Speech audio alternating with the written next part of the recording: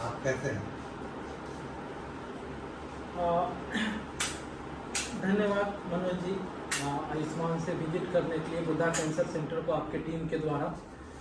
और इस क्वेश्चन को मैं थोड़ा विस्तार से आंसर करना चाहता हूँ। जब मैं एम्स दिल्ली में ट्रेनिंग में था तो वहाँ मैं सोचा नहीं था या कोई भी नहीं सोच सकता था कि 70-60% पेशेंट्स बिहार के रहते थे, केमोथेरेपी लेते थे, रोड पे सोते थे रात को, ये स्थिति थी। और एक मरीज के साथ, एक गरीब मरीज के साथ, गरीब मरीज के साथ 4-5 आदमी जाता था। मीन 4-5 आदमी जो डेली कमाने वाला आदमी है, उस टाइप का आदमी जाता था। तो उस वक्त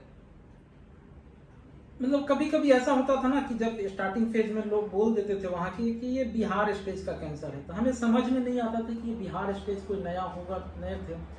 बाद में पता चला कि बिहार के कैंसर के पेशेंट्स इतने ज्यादा बीमारी को बढ़ा के आते थे कि कोई मेरठ से या हापुड़ से भी आता था तो उसको बिहार स्टेज बोला जाता था।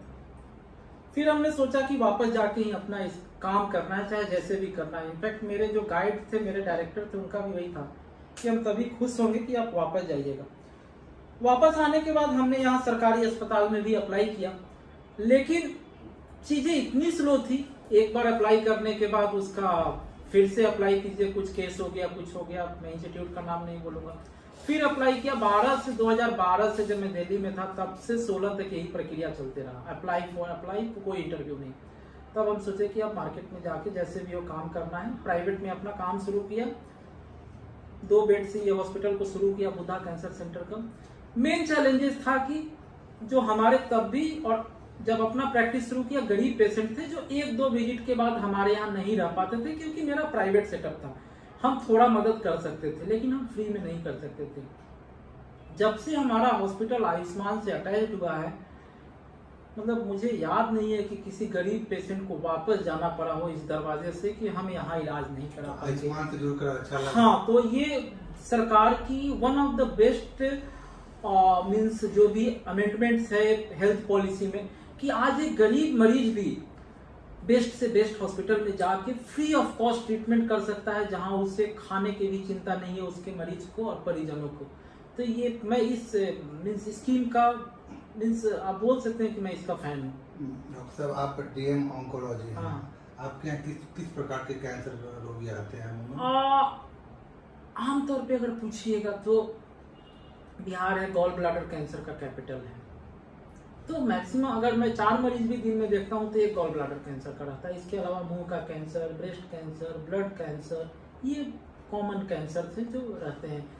ब्रेस्ट कैंसर औरतों में, गॉल ब्लैडर कैंसर ओवरऑल, मुंह का कैंसर, ब्लड कैंसर, ये अगर 4-5 कैंसर कॉमन कैंसर पूछिएगा तो। उसके अलावा सर्विक्स का, ओवरी का, सारे कैंसर रहते हैं। अच्छा, अमूमन ट्यूमर बोर्ड कितने दिनों पे बैठक करती है? ट्यूमर बोर्ड हम जनरली वीक में 2 से 3 बार करते हैं। अगर कोई इमरजेंसी हुआ तो तुरंत भी कर लेते हैं, बट जनरली 2 बार रखते हैं हम लोग। सर्जन से डिस्कस करते हैं अपने केस से, जो मल्टी डिसिप्लिनरी बोर्ड के। अब जैसे ब्लड कैंसर है तो उसमें ट्यूमर बोर्ड की नहीं रिक्वायरमेंट है, there only medical oncologist is required और हेमाटोलॉजिस्ट। HBP 2.2 पैकेज से सेटिस्फाई है? हम सेटिस्फाइड हैं उससे। और डिस्ट्रिक्ट की टीम से आपको क्या एक्सपेक्टेशन है? डिस्ट्रिक्ट की टीम काफी हमें सपोर्ट करती है, हर महीने में सपोर्ट करती है। एक कभी कभी हम लोग फंस जाते हैं, जो पैकेज पहले था शायद हटा दिया गया है, वो तुमने इंडिया लेवल पे देखना होगा।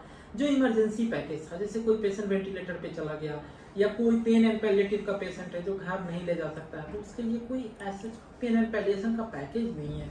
जो कि cancer means pain and palliation. 70% patient ultimately terminal phase में जाते हैं and ultimately we lose the battle आज के डेट में। डॉक्टर आकांक्षा, हाँ, We feel very honored to came here and interact with you. Sir, एक चीज जानना चाहेंगे, जैसे कैंसर ऑफ सर्विक्स फीमेल में बहुत कॉमन है, तो जैसे इसमें भी हम लोग केमो दे रहे हैं या कुछ भी दे रहे हैं, तो उसके साइड इफेक्ट्स क्या क्या होंगे? जैसे अगर दे रहे हैं तो साइड इफेक्ट्स हम ओवरऑल कीमोथेरेपी का साइड इफेक्ट्स बताते हैं। आम तो कुछ साइड इफेक्ट्स होते हैं जो पेशेंट को तंग करेंगे, कुछ साइड इफेक्ट्स जो उनके जान ले लेंगे, कुछ साइड इफेक्ट्स जिससे कि उनको इमोशनल ट्रॉमा होगा।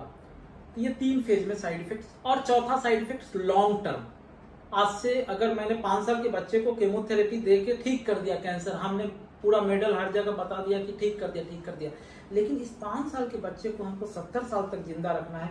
अब उस केमोथेरेपी से 30 साल की एज में उसका हार्ट किडनी नहीं डैमेज हो, तो एक लॉन्ग टर्म साइड इफेक्ट्स हुआ।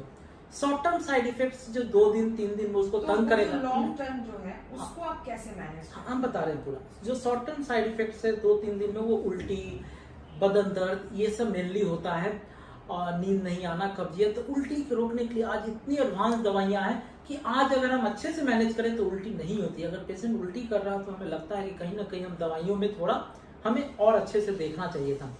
ये शॉर्ट टर्म हुआ, बॉडी है कि सब। उसके बाद होता है आपको लाइफ थ्रेटनिंग, ये जानना जरूरी है। हम केमोथेरेपी से 2-3% पेशेंट साल में होते हैं 100 में।